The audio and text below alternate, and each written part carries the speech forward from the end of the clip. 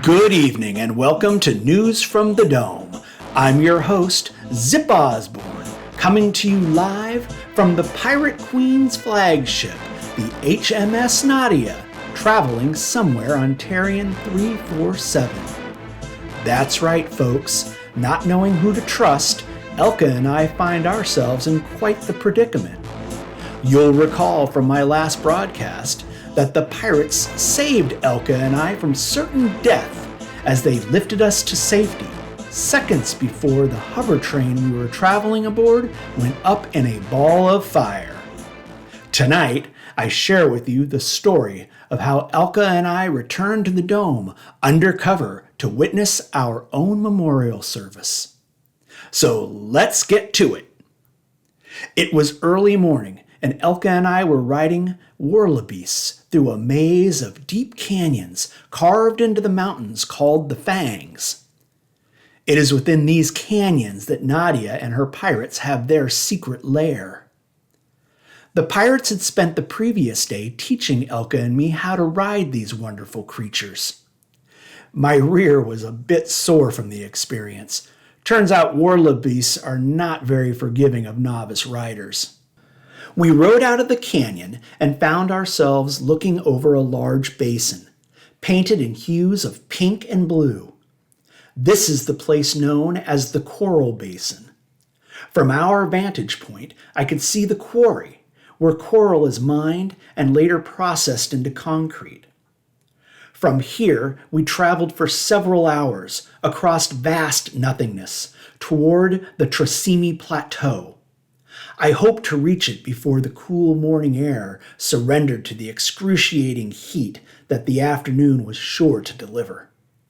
The plateau overlooks the floating islands and the ore fields. From there, it would be an easy ride to the dome.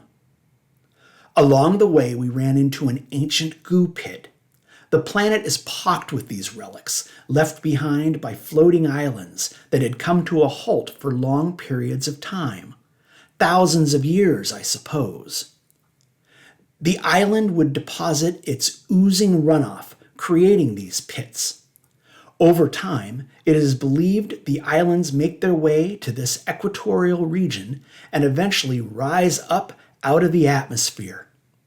Well, Elka and I were skirting the edge of this pit, and when I say pit, the thing was a 1/4 mile in diameter and perhaps 1,000 feet deep. I hadn't noticed that there were a number of small holes in the ground along our path, when suddenly a swarm of buzzing Tarian horror moths flew out of them and enveloped us. Tarian horror moths are frightening-looking creatures, 6 inches to a foot in length, with an equal-sized wingspan. They have 4 long hairy tentacles that protrude from their rear like tails. They whipped around us in a frenzy and sprayed us with a brown dust that came from those tentacles. Our Warlabeasts were startled too. They bucked and jumped and turned in every direction. Elka and I held on for dear life and were lucky not to have been thrown. Finally, the beasts bolted and we left the horrible creatures behind. The truth of the matter is that Tarian horror moths aren't really horrible at all. In fact, they're harmless. And the brown dust? Pheromones. It's mating season, and that's how they attract a mate. What I didn't know is that Warlabeasts react to these pheromones. Elka was riding a male. I was riding a female. We struggled the rest of the journey to keep those two away from each other. It was ridiculous. I mean, get a room already. As we worked our way down the rocky steps of the plateau, Elka spotted none other than Pike Bell swinging his pick in search of ore. And boy, it would have been a great time to be doing some live reporting. The young man, live streaming over his ring as always, struck another vein. He was whooping and hollering for all his followers to see. Knowing Pike, it was going to be a great day in the Skags tomorrow. But we kept our distance, of course. It was important not to give away that we're actually amongst the living. The valley wasn't very busy that morning. And why would it? Today was my memorial. Of course all my fans were planning to attend. Although I will admit now, the free buffet Big Bob hosted may have lured some of them. Finally, we reached the rocky spires on the outskirts of the dome and found a place to hide our warlebeasts. Now things were going to get tricky. We changed outfits. Our plan was to blend in with the miners and the skags, so a dusty, ragged look was called for. This was particularly problematic for Elka. She is not one for underdressing. After changing and agreeing that we were both suitably under cover, we left our beasts and walked the rest of the way to the dome. Elka and I walked through the gates and were both taken aback at the sight in front of us. 2 tower guards, clad in their blue jumpsuits, mounted on warlebeasts, ambled past us. We looked on and saw more guards, some on hoverboards, others on foot, patrolling the streets of the skags. Residents looked on with disdain. The guards may have looked intimidating, but they are the same guards that everyone in the dome has come to know. They live here, eat here, many have families here. In a settlement of 3,000, anonymity is rare. And as we walked past the skags toward the tower, we could tell that the guards were not comfortable in whatever role this was that they were playing. They didn't seem to want to make eye contact with anyone. Before we could clear the skags, Sheriff Sam and Deputy Dando arrived on the scene. Sam stepped in the way of one of the guards on a hoverboard. The poor guy almost toppled off before he was able to gain control and stop. Then Sam began yelling and cussing at the guard, demanding to know what they were doing. Sam was livid. I was sure the guard was going to end up in the infirmary. The guard exclaimed that Mayor Dixon had ordered them to begin patrolling the skags to prevent any disorder. Sam barked, "This is my jurisdiction." He ordered all the guards to return to the tower and told them that he would take the matter up with Big Bob. Elka wanted to immediately investigate, and I had to remind her that we needed to keep our cover. So we moved on. As we neared the tower, we could see a crowd gathered. Elka expressed surprise that so many came out for us. I wasn't surprised. I'm beloved in this place. News from the Dome has great ratings. The best. People love the show. And they love me. Well, we went on. We passed the Stardust Saloon, where customers were gathered outside, enjoying their beverages, waiting for Big Bob to make his appearance. The crowd at the tower was made up of folks from all walks of life under the dome, but it was hard to deny most of them were from the skags. There was a heavy security presence here as well. Guards were lined up along the wall of the tower, blocking the entrance. Elka and I slipped into the crowd and made our way toward the center. Just as we found a spot, the blue orb sitting atop the tower lit up. Bright silver beams shot out from the orb and made contact with the smaller orbs lining the protective wall of the dome. Solemn organ music then filled the air.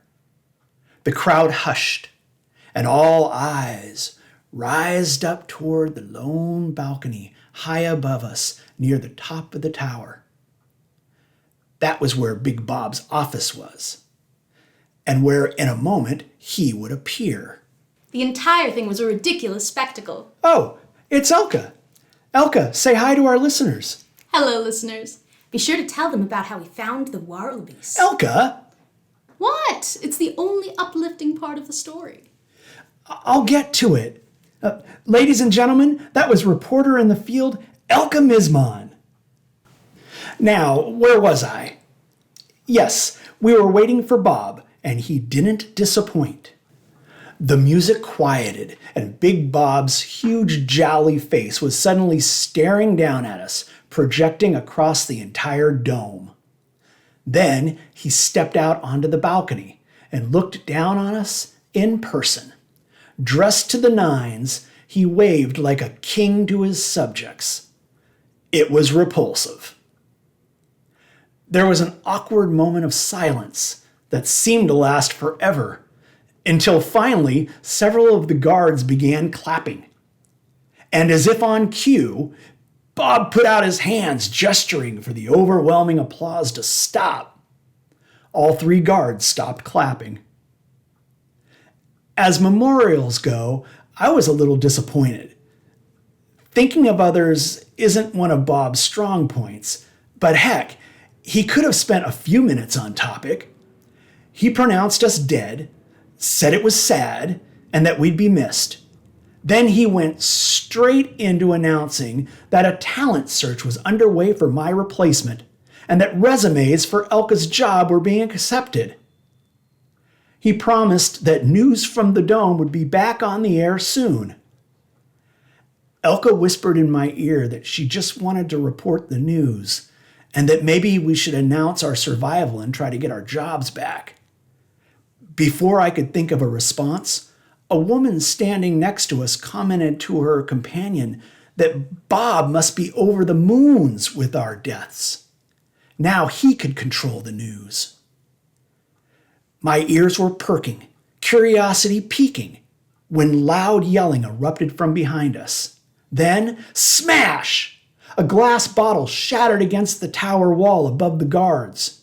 I whipped around and saw a group of skags, their faces covered, pushing their way toward the tower's entrance.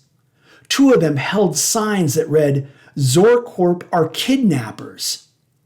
Then the tower guards pushed back against the crowd. Elka and I were caught right in the middle of it all. I grabbed Elka by the arm and pulled her away. We squeezed through the crowd and got out just in time. A moment later, the protesters threw more bottles, then turned and ran.